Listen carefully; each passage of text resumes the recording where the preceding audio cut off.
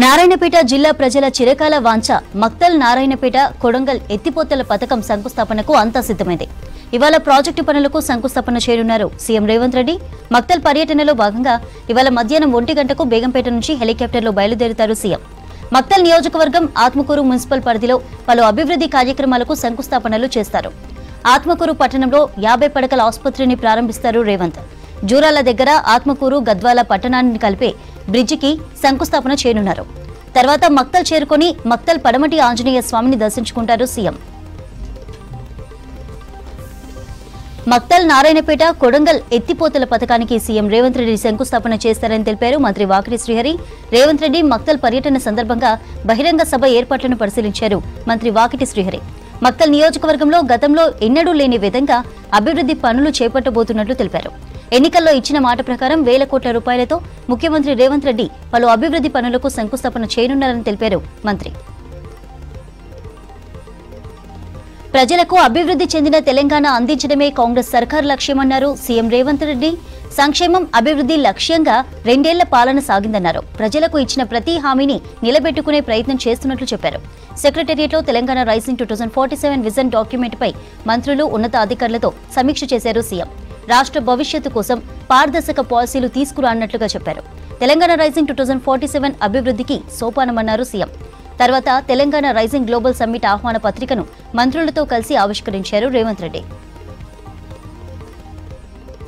తెలంగాణలో కాంగ్రెస్ ప్రభుత్వం అధికారంలోకి వచ్చి 2 ఏళ్లు పూర్తయిన సందర్భంగా రాష్ట్ర వ్యాప్తంగా ఉత్సవాలు నిర్వహిస్తున్నట్టు తెలిపారు డిప్యూటీ సీఎం బట్టి విక్రమార్క.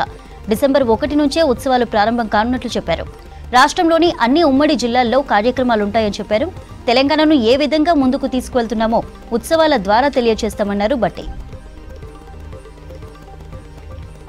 2047 నాటికి 3 ట్రిలియన్ ఎకానమీ లక్ష్యంగా తెలంగాణ రైజింగ్ డాక్యుమెంట్ ఉంటుందన్నారు మంత్రి శ్రీధర్ బాబు. డిసెంబర్ 8, 9న జరగబోయే తెలంగాణ రైజింగ్ గ్లోబల్ సమ్మిట్ లో విజన్ డాక్యుమెంట్ ను ఆవిష్కరించనున్నట్లు చెప్పారు. 4 లక్షల మంది విజన్ డాక్యుమెంట్ పై సలహాలు సూచనలు అందించారని చెప్పారు. యువకులు, అన్ని రంగాల నిపుణులు, పారిశ్రామికవేత్తల సలహాలు సూచనలు తీసుకుంటున్నట్లు తెలిపారు మంత్రి శ్రీధర్ బాబు. ప్రపంచంతో పోటీ పడేలా రాష్ట్రంలో ఎర్త్ సైన్సెస్ యూనివర్సిటీ రూపుదిద్దుకుంటుందన్నారు మంత్రి తుమ్మల నాగేశ్వరరావు. వాతావరణ మార్పులు, అరుదైన ఖనిజ నిక్షేపాల అధ్యయనం విషయంలో earth sciences varsity care of గా మారుతుందన్నారు మంత్రి. రేపు ఖమ్మం జిల్లా కొత్తగూడెంలో సీఎం రేవంత్ రెడ్డి పర్యటించనున్నారు. మాజీ ప్రధాని స్వర్గీయ మన్మోహన్ సింగ్ ఎర్త్ సైన్సెస్ యూనివర్సిటీని ప్రారంభించనున్నారు. దీంతో సీఎం పర్యటన ఏర్పాట్లను పరిశీలించారు మంత్రి తుమ్మల. ప్రజాపాలనలో సంక్షేమ పథకాలు, 2 ఏళ్ల అభివృద్ధిని కాంగ్రెస్ కార్యకర్తలు ప్రజల్లోకి తీసుకువెళ్లాలన్నారు మంత్రి పొన్నం ప్రభాకర్. సర్పంచ్ ఎన్నికల్లో కాంగ్రెస్ బలపరిచిన అభ్యర్థుల ఘన విజయం ఖాయమన్నారు. చేనేత కార్మికులకు అండగా నిలిచిన ఘనత రేవంత్ సర్కార్దేనన్నారు. సిరిసిల్ల డీసీసీ చీఫ్ గా శ్రీనివాస్ బాధ్యతల స్వీకరణ కార్యక్రమంలో పాల్గొన్నారు మంత్రి పొన్నం. అంతకుముందు భారీ ర్యాలీ తీశారు కాంగ్రెస్ నాయకుడు. మరోవైపు సిద్దిపేట జిల్లా హుస్నాబాద్ లో ఈ నెల 3న సీఎం రేవంత్ రెడ్డి పర్యటన ఏర్పాట్లను అధికారులతో కలిసి పరిశీలించారు మంత్రి పొన్నం ప్రభాకర్. వేలం పాటలతో సర్పంచ్ పదవులను కొనొద్దన్నారు మంత్రి జూపల్లి కృష్ణారావు.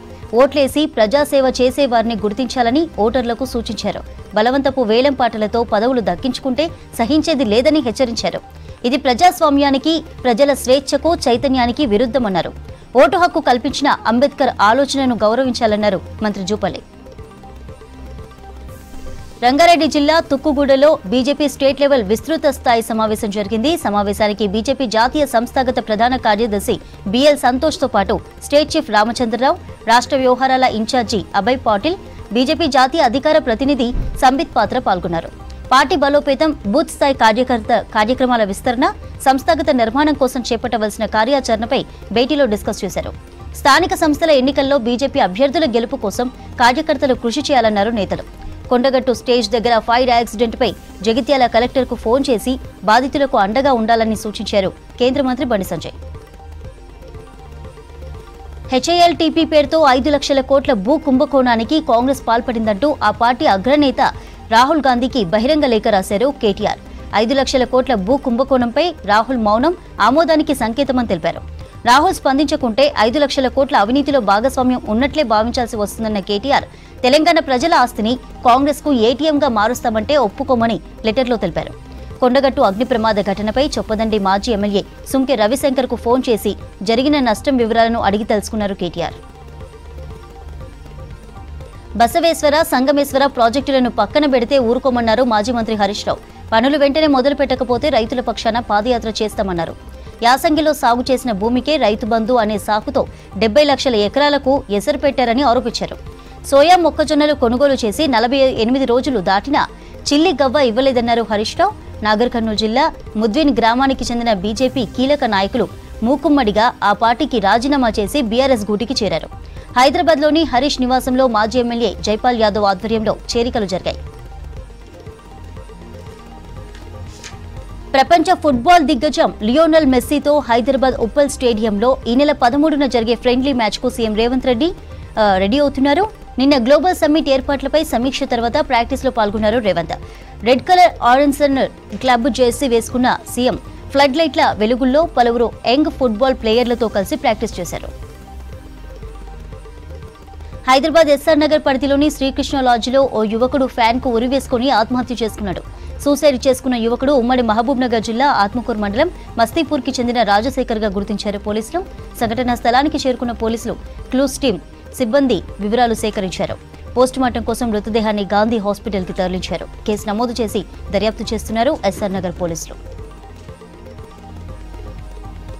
నైరుతి బంగాళాఖాతంలో కొనసాగుతున్న దిత్వా తుఫాను తమిళనాడు తీరం దిశగా కదులుతోంది. ప్రస్తుతం పుదుచ్చేరి, తమిళనాడు తీరానికి దాదాపు 70 కిలోమీటర్ల దూరంలో తుఫాన్ కేంద్రీకృతమైంది. గత 6 గంటల్లో గంటకు 12 కిలోమీటర్ల వేగంతో కదిలింది తుఫాన్. రాగల 24 గంటల్లో ఉత్తర తమిళనాడు తీరానికి సమాంతరంగా కదిలే అవకాశం ఉందని చెప్పింది వాతావరణ శాఖ.